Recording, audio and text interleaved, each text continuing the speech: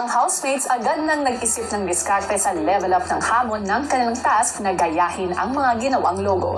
I-try na natin form yung mga logo. Try muna kung Try mo form tapos para i-connect nyo, ma-5 Saka na yung saka na yung sasayaw. Oo. Ito parang sa Elgama, di ba bago sila mag-form ng any figures, parang ang gulo, hanggang sa ma-form. Hindi ko may gulo, parang may biglang reveal. Pwedeng mag-ganyan-ganyan. Just don't stand, yeah. Oo, so hindi nakatayo. Maya-maya pa, sinimulan na nilang gayahin ang forma ng kanilang mga logo. Kaya siya, ikaw na muna sundan natin. Yan. Tapos, will ikaw yung Kahit task. nakaganon nun. Nung ginawa kasi namin yung mga logo na yun, hindi namin kinonsider itong task na to. Kaya yung iba sobrang komplikado ng pagkagawa ng logo. Dot! Sino yung dot? Mika. Kaya dapat I'm a dot. dagdag ka ba, kuya? That. I'm a dot. Fit mo, ilagay mo dun. Dito, sa fit namin. SNC, ba? Sige. Dito sa akin.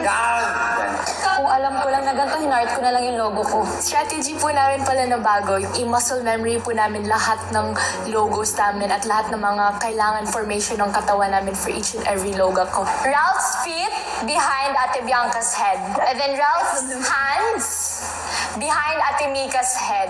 Para po kahit anong logo ipapakita nyo at makukuha namin pa ng dire-diretso na walang mistakes. Fit to fit sila ni River. Here, Si you feel it? Esnir. Tsaka si River. Okay na. Okay na. Okay, thank you. Next. Kinabukasan, pinagpatuloy nila ang formation ng mga mas komplikadong mga logo. Pinakamahirap kay Mom.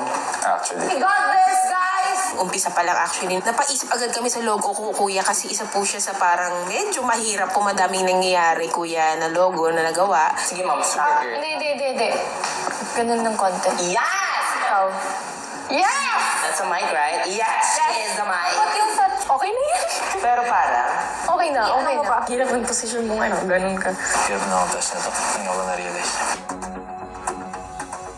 Hanggang sa nakita naman nila ang kanilang magiging entablado. Bro! At least we have more space. Kuya will show us what you look like. Sheesh. Biglaan talaga. Yeah, we're gonna see it. Yung 6 logos. Hindi ko biglaan, like sa mismong So, formation. formation. Labas. Tingnan natin. Ilang sandali pa, ipinatawag ni Kuya ang task leaders. Task leaders, pinapaalam ko sa inyo na bukas na magaganap ang inyong final performance para sa weekly task. Use your time well. Okay po. Thank you po. Tomorrow na yung final performance. So, yung goal natin for today is Matapos na lahat. matapos na lahat. Dapat aabot na tayo sa point na polishing na lang. Wala pang binigay si Kuya na final. final. Logo. Logo, wala pa. So if we could memorize all now, we could practice all now in between music din.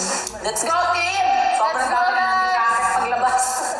Practice agad-agad. Siguro kuya mas nadagdagan yung pressure kasi meaning kailangan talaga namin ma-utilize yung ganong kalaking stage. Girl. Tama na siya. Okay. Girl. Jay, walang bilang music na to guys ha? Yep.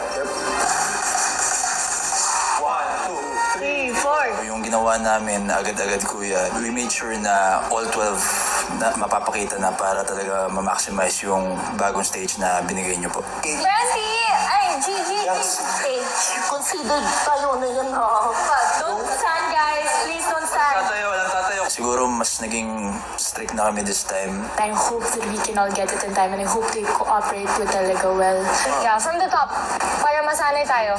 Tara na, guys! I think kami rin talaga yung isa sa mga rason sa di pagkapanalo last week kasi kami yung gumawa nung final na pagbuhat nung cups for Dustin and doon nakasalalay yung weekly budget and di na namin siya nagawa. So, yun din yung isa sa mga pinangahawakan ko ngayon why I wanna do good this time around. Stay! 5 minutes.